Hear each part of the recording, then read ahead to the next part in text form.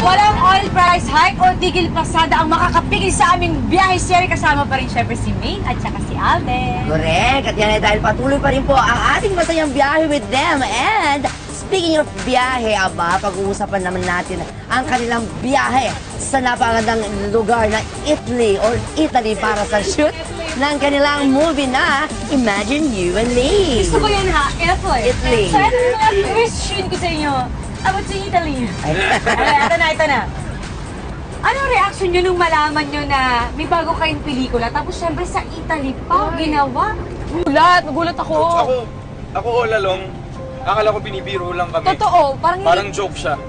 Kasi naman kung sabihin, magkaka-movie kayo sa Europe Italy, sa Europe issue. Joke ba to? Parang wishful thinking. Parang, Sana. sana matuloy. Kung matuloy man, wow! Tapos ayun na, natuloy na. Napagulat. natuloy Ano siya. yung hindi nyo makakalimutan dun sa ginawa nyong pelikula dun sa Italy? Yung mga moments namin pag walang camera. Ayun. Yung kaming dalawa lang. Ay, pag kayong dalawa lang ha. Kasi hindi namin masyado nagagawa dito yun eh. Ano? Hindi natin masyado nagagawa dito kasi yun eh. Ano yung ginagawa ninyo together? Nag-uusap na. Usap, Tsaka jogging daw. Nagsa-jogging, Nagsa-jogging daw. Nakapag-date ba kayo doon? Parang yun na yun. Ayun na yun. Yung mga tingin niya, really? Yun na yun yung date na. Kasi basically, kapag kaming dalawa lang, yun na yung date na. Sa mga hindi pa nakakapanood ng pelikula niyong dalawa, ano ba yung mga character niyo doon? Wala ko kasi si Gara, ano siya eh, Garang-gara. garang-gara. Hindi naman siya, hindi naman siya nalalayo sa akin as Maine Mendoza and Eddie Mina kasi siya masayahin, positibo sa buhay, tsaka hopeless romantic. Ayun talaga. Ito si sobrang masaktan si Andrew. Tapos parang lagi niyang hinahanapan ng closure yung buhay niya. Tapos nag-decide siya. Very siya eh, parang poetic in a way. May ginagawa siyang mga ritual sa buhay niya para makamove on siya sa mga heartaches na naranasan. So yun yung may experience. Yun yung mapapanood nila sa pelikula. Tsaka kung paano pinago ni Gara yung buhay niya.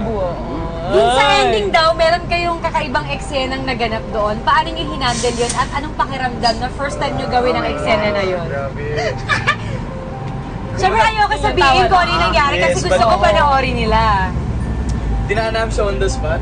Gulatan. Para natural yung ano. Oh well, Alden, Ming, maraming salamat dahil pinaulakan nyo ang iyan Of mo. course, anything for Any you. message sa inyong mga fans na walang sawang nagmamahal at sumusuporta sa inyo? Ayun, maraming salamat po sa walang sawang suporta at pagmamahal po sa amin ni Alden. At sana po ay suportahan niyo pa po kami sa mga gagawin pa namin in the future. Yes, at sa lahat po ng mga nanonood at sumusuporta at hindi pa nakakanood ng Imagine You and Me.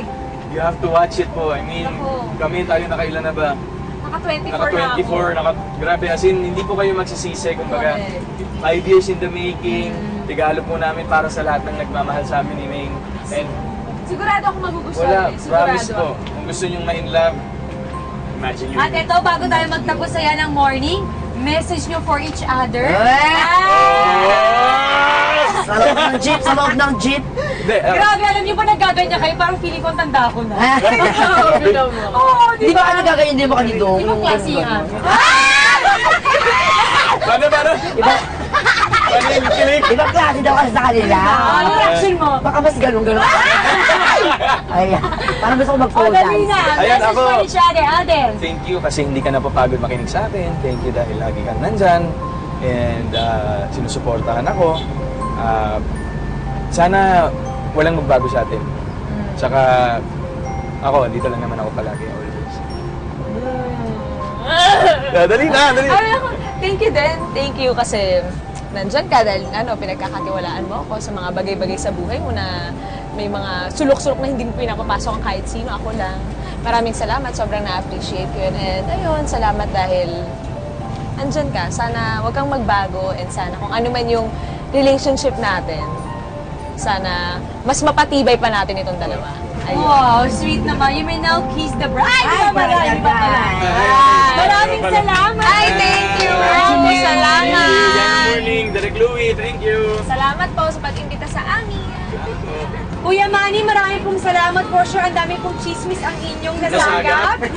Sana po nag-enjoy kayo. Muli, Aldab, maraming salamat. At magkita-kita ulit tayo sa Yanang Morning!